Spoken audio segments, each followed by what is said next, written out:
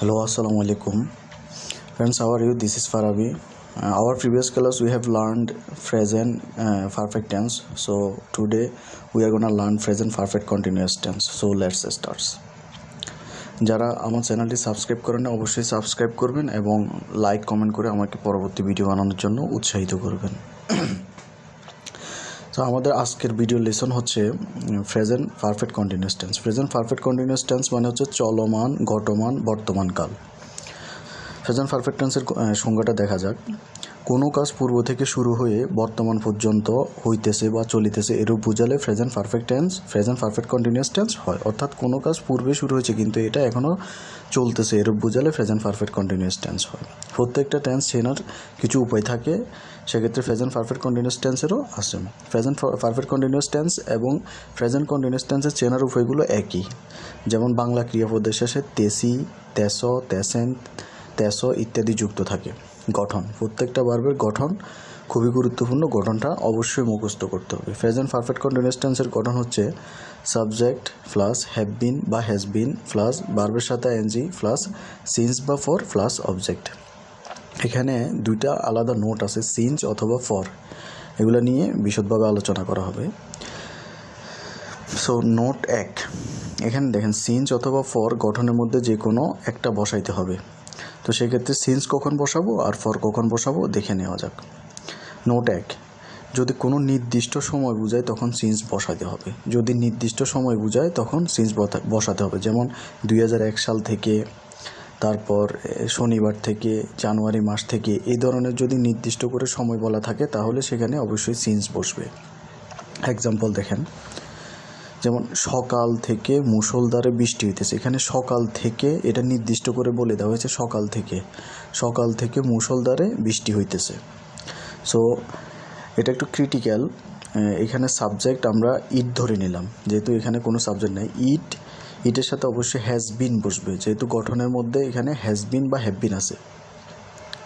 So ইটের সাথে has বিনটা বসবে। ইট হ্যাজ বিন, এখানে ভার্ব হচ্ছে বৃষ্টি, রেইন। তো সো ভার্বের সাথে আইএনজি করলে রেইনিং হয়। ইট হ্যাজ বিন রেইনিং।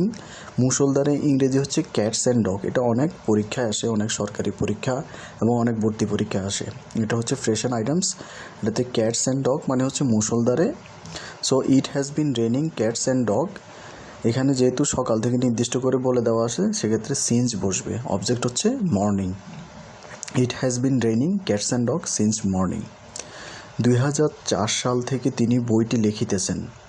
এখানে সময় নির্দিষ্ট করে বলে দেওয়া আছে, সো এখানে সিন্স বসবে। He has been writing the book since 2004। এখানে সাবজেক্ট হচ্ছে সে, তাহলে 2003 আর কি, সাবজেক্ট হচ্ছে তিনি ইংরেজি হচ্ছে হি হ্যাজ বিন, হির সাথে অবশ্যই হ্যাজ বিন বসবে। ভার্ব হচ্ছে লিখা, writing. He has been writing, যেহেতু ভার্বের সাথে আইএনজি দেওয়া আছে।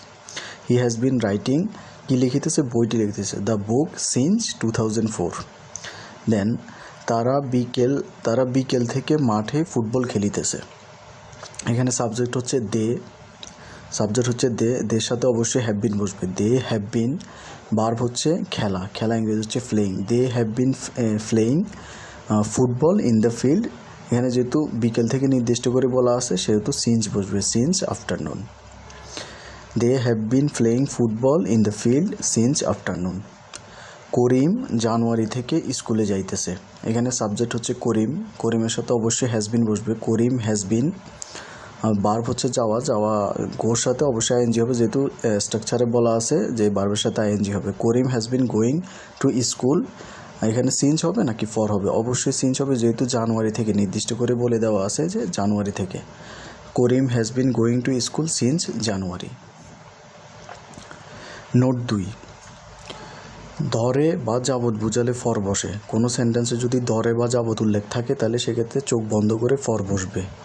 যেমন এক্সাম্পল, আমি 2 দিন যাবত জ্বরে ভুগিতেছি। এখানে যাবত উল্লেখ আছে, সেক্ষেত্রে এখানে ফর বসবে।